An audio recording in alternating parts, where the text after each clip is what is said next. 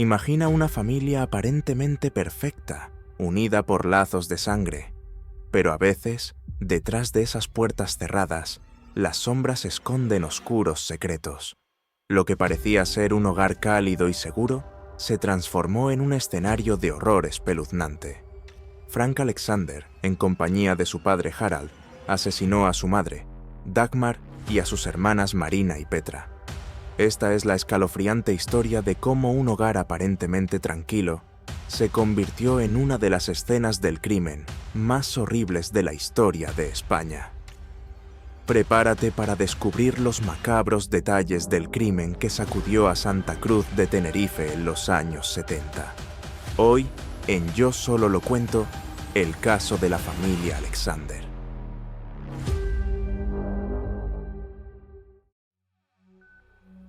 El matrimonio, compuesto por Harald Alexander y Dagmar, era originario de Dresde, la capital de Sajonia en Alemania. Estos decidieron emigrar a Hamburgo con su hija mayor, Marina. Antes del nacimiento de Frank, Harald conoció a Georg Rikele, un fanático religioso que marcaría para siempre el destino de la familia Alexander. Riele era un fanático religioso que seguía las enseñanzas de Jacob Lorber. Este fue un escritor y místico cristiano austriaco que fue conocido principalmente por su obra La Nueva Revelación. Se le conoció como el escriba de Dios, debido a su creencia de que recibía dictados directamente de Dios. En el siglo XIX, a la edad de 40 años, aseguró que empezó a recibir mensajes proféticos provenientes del Espíritu Santo. Harald Alexander fue impactado desde un primer momento por estos mensajes y se unió a la Sociedad Lorber.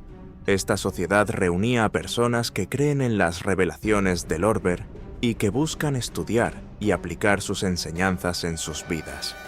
Las obras de Lorber, que sus seguidores consideran como revelaciones divinas, cubren una amplia gama de temas espirituales y cósmicos, y la Sociedad Lorber se encarga de su preservación, traducción y divulgación. Además, la sociedad dejaba claro que todo aquel que no siguiera estas enseñanzas ni perteneciera al grupo, portaría la semilla del mal. Todo esto llevó a que Harald se creyera un elegido por la providencia. En la década de 1930, algunos miembros de la sociedad veían en Riele, su sucesor y el profeta de Dios, algo con lo que Harald estaba totalmente de acuerdo. Riele se convirtió en el discípulo directo de las enseñanzas de Lorber, siendo nombrado como el elegido. La sociedad divulgaba que para lograr el lugar supremo, como ellos lo llamaban, debían ejecutar el renacimiento espiritual. Os podéis imaginar de qué se trata. Desde que se conocieron, Harald y Riele fueron grandes amigos. En su lecho de muerte, nombró su sucesor a Harald, y el alemán heredaría el título de Mesías y un acordeón. Ahora veréis la utilidad de este instrumento. Harald Alexander se convierte en el nuevo líder de la sociedad Lorber. Todos estos pensamientos inculcados en Harald se incrementarían enormemente con la llegada de su primer hijo varón. Frank Alexander nació en 1954 con el convencimiento impuesto de que era el profeta de Dios en la tierra. Harald le dijo a Dagmar y a Marina que había que obedecerle en todo, y lo bautizó como el Mesías. Un año después de Frank, nacieron las hermanas gemelas, Petra y Sabine. Todos los miembros de la familia debían rendirse ante él y acatar todas sus exigencias. Esto le llevó a ejercer un absoluto poder con el resto de miembros de la familia, sobre todo entre los miembros femeninos.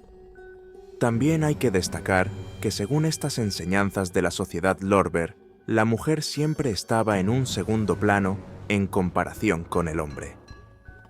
Frank tenía prohibido acostarse con mujeres externas a la sociedad Lorber, ya que portaban la semilla del mal. Debido a esto, Harald le ofreció acostarse con Dagmar, su propia madre. No pasó mucho tiempo para que éste le ofreciera también a Marina y a las gemelas Petra y Sabine.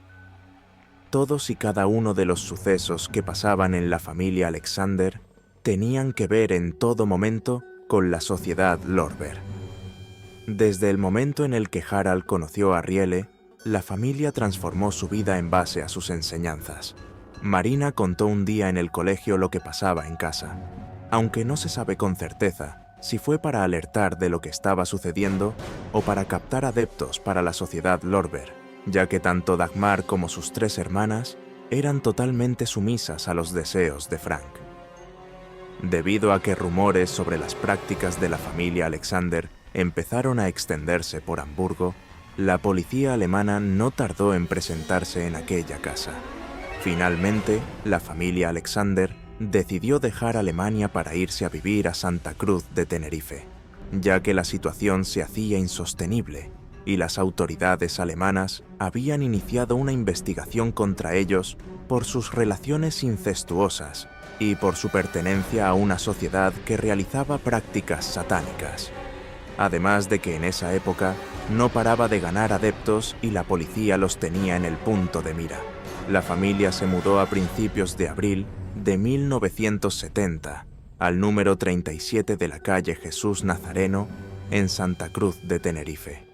Allí se instalaron en un piso de la primera planta de uno de los edificios. Según ellos, Dios les había indicado cuál debía ser su destino. A pesar de no conocer el idioma, la familia empezó a trabajar en empleos mal remunerados. Tanto Dagmar como sus 3 hijas empezaron a trabajar como limpiadoras, y Frank trabajaba como repartidor. Ningún miembro de la familia se relacionaba con nadie. No hicieron ninguna amistad, y su relación con los vecinos era prácticamente inexistente. Muchos de ellos ni siquiera sabían que en esa casa vivía gente. Desde fuera parecía una familia tranquila.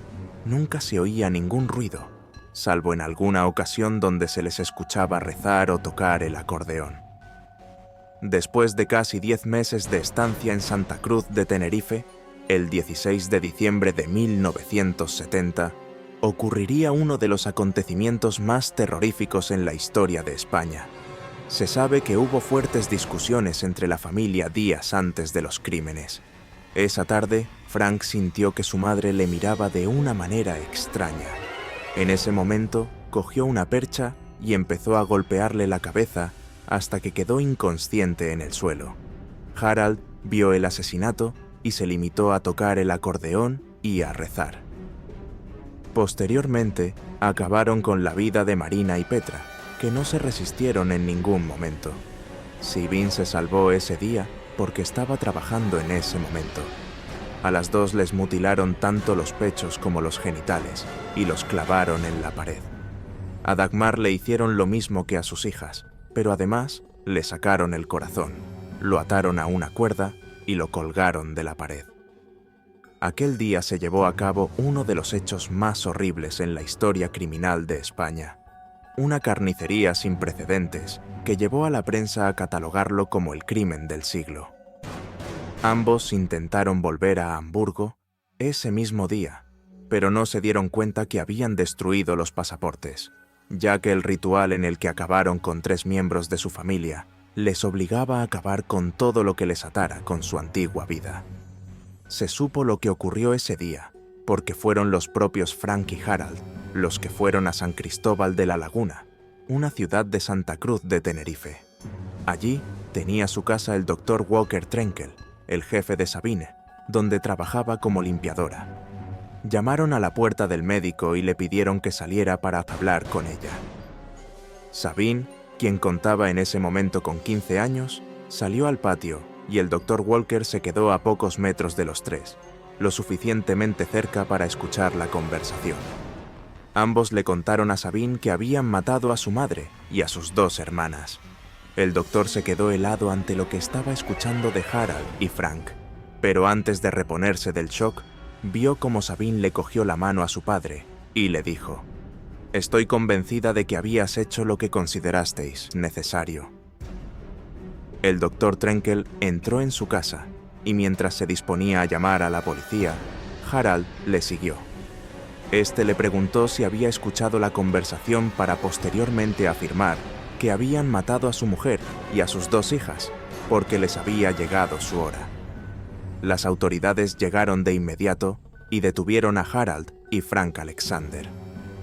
Ese mismo día, el inspector Juan Hernández y el sargento Manuel Pereira llegaron al número 37 de la calle Jesús Nazareno. Forzaron la puerta para descubrir el escenario del crimen más terrorífico que habían visto nunca.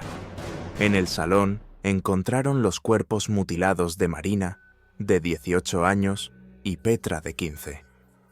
Había sangre por todas partes, tanto en el techo como en las paredes.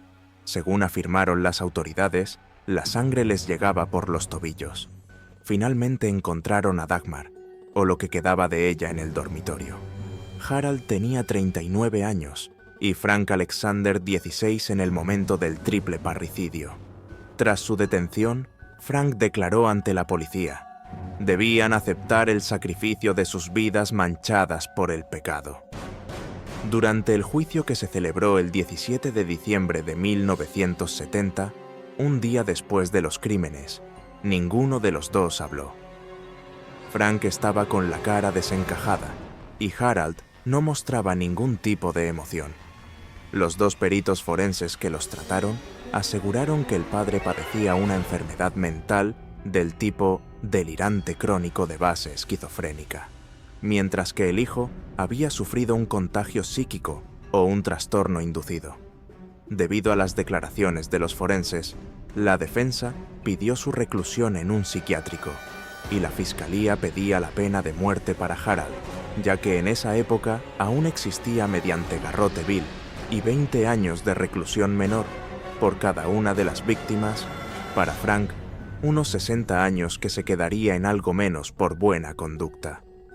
Finalmente el tribunal los absolvió a los dos porque concluyó que eran autores no responsables.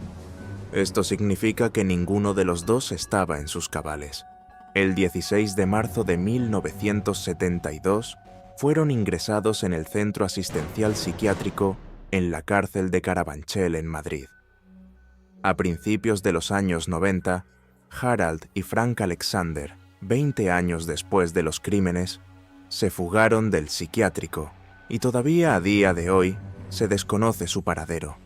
Se cree que pudieron huir hasta Hamburgo a reunirse con los miembros de la sociedad Lorber, aunque son solo especulaciones. Tampoco se sabe nada de Sabine, ya que desapareció completamente cuando le contaron los crímenes. Tenerife fue testigo de una de las matanzas más horribles jamás vistas. Un hombre influenciado por unos pensamientos cambió la vida de su familia para siempre.